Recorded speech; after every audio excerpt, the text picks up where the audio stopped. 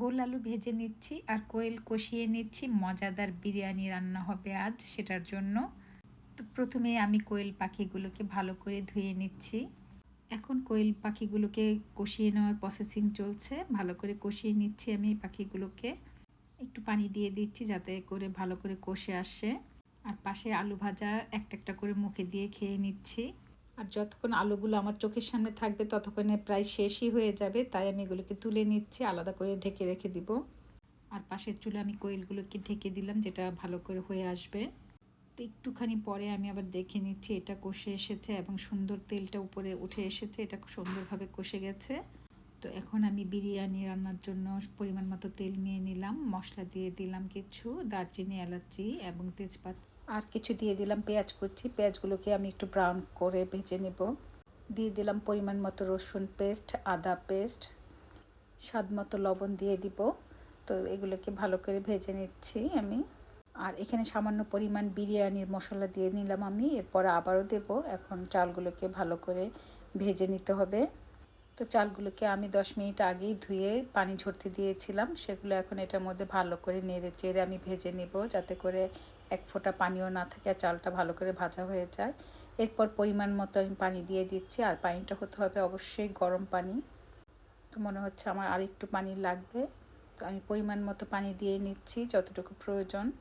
তো চালগুলোকে এবার একটু ভালো করে নেড়ে চেড়ে দিচ্ছি এবং বাকি এরপর কিছু মশলা আমি এটার উপর ছিটিয়ে দিচ্ছি, যেটা হচ্ছে বিরিয়ানির আসল মশলা, যেটা সেটা এটাকে ভালো করে নেড়ে চেড়ে আমি কিছুক্ষণ ঢেকে রাখবো।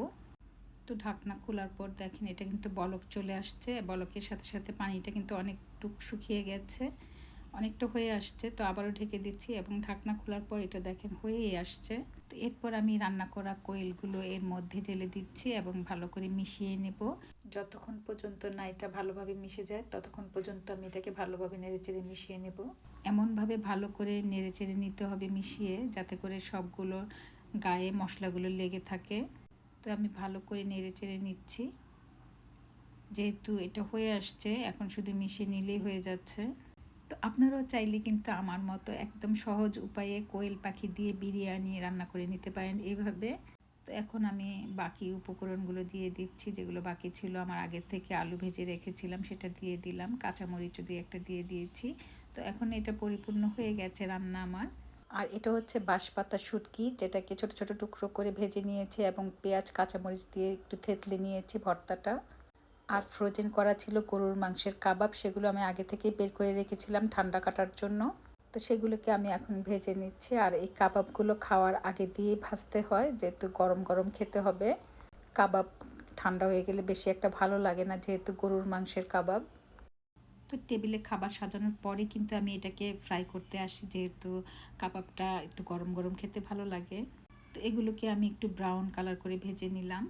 আর এই হচ্ছে আমার কোয়েল বিরিয়ানির ফাইনাল লুক। কেমন হলো অবশ্যই কমেন্ট করে জানাবেন। আর সাথে থাকছে কাবাব, ভর্তা, শুটকির ভর্তা, আর কিছুটা আগের রান্না করা ছিল আমার কলিজি, সেটাও কিছুটা আছে, সেটা আজকে এটার সাথে খেয়ে নিব। তো যদি আমার এই কোয়েল বিরিয়ানি রান্নাটা আপনাদের কাছে ভালো লেগে থাকে তো আপনারাও ট্রাই করবেন।